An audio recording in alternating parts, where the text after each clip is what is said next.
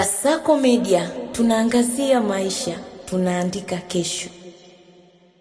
Yes, mtazamaji wa Kasako Media, kwa masikitiko makubwa kupitia ukurasa wa Majizo, mkurugenzi mtendaji wa EFM na TVE Majizo ametangaza kifo cha aliyekuwa mkurugenzi na mwendeshaji wa biashara Bwana Dennis Buswala.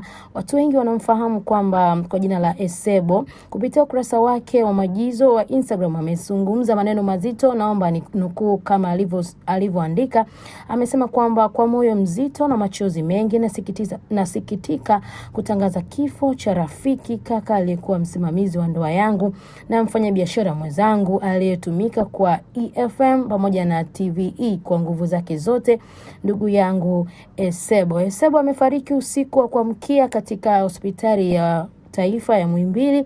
Kwa sasa haturuhusi kuandaa taratibu zozote zinazohusiana na msiba huu wa ghafla, ambapo kwa kweli siwezi kueleza taarifa hizi zaidi, tutatoa hapo baadaye. Bwana ametoa, Bwana ametoa, jina la Bwana liimidiwe. Kwenye ukurasa huu wa Majizo, msiba huu ni msiba mkubwa kwake kwa sababu ni mtu ambaye ni wa karibu sana na ni aliyekuwa ni mmoja kati ya msimamizi katika ndoa yake kama alivyozungumza katika ukurasa wake wa Instagram. Hii ni update kutoka hapa Kasako Media. Jina langu naitwa Nice Godfrey. Bye.